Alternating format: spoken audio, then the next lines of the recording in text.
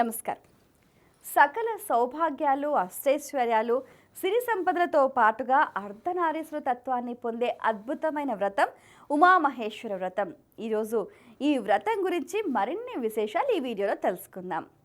ఒకసారి కైలాసంలో పార్వతీ పరమేశ్వర్లు కూర్చొని ఉండగా పార్వతీదేవి చెప్తుంది, మరి ఈ సృష్టి అంతా కూడా శక్తి చేత నడపబడుతుందని, సృష్టి స్థితి లయ కార్యక్రమాలన్నీ కూడా నాచే జరపబడుతున్నాయి అని చెప్పి అంటుంది.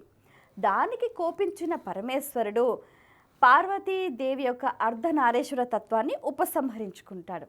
దానికి ఎంతో బాధపడిన పార్వతీదేవి ఘోరమైన తపస్సు చేసి గౌతమ మునీశ్వరుడు చెప్పిన విధంగా వ్రతము ఆచరించి తిరిగి అర్ధనారీశ్వర తత్వాన్ని పొందుతుంది అన్నమాట.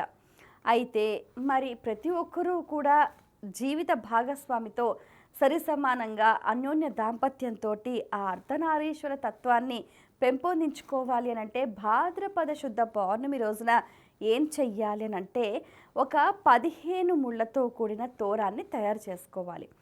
ఒక బంగారంతో కానీ, వెండితో కానీ, మట్టితో కానీ ఉమామహేశ్వర్ల ప్రతిమను సిద్ధం చేసుకోవాలి. కలశం పైన ఆ ప్రతిమను ఉంచి గోధుమ పిండితో 15 రకాల వంటకాలను తయారు చేసి నివేదన చేయాలి. పూజ పూర్తయిన తర్వాత షోడశ ఉపచారాలతో ఉమామహేశ్వరులను ఆరాధించిన పిదప కలశంతో సహా ఆ ప్రతిమను బ్రాహ్మణుడికి దానం చేయాలి. ఆ తరువాత ముత్తైదువులకు, బ్రాహ్మణులకు, అలాగే వచ్చిన బంధువులందరికీ, అతిథులకు అన్న ప్రసాద వితరణ చేయాలి. ఇలా ఈ విధంగా చేయటం వల్ల ఈ వ్రతం పూర్తవుతుందన్నమాట. మరి ఎవరైతే ఈ వ్రతం ఆచరిస్తారో వారికి సిరి సంపదలు, అష్టైశ్వర్యాలు, సుమంగళిత్వంతో పాటుగా అర్ధనారీశ్వర తత్వం పెంపొందుతుంది అనటంలో సంశయం లేదు.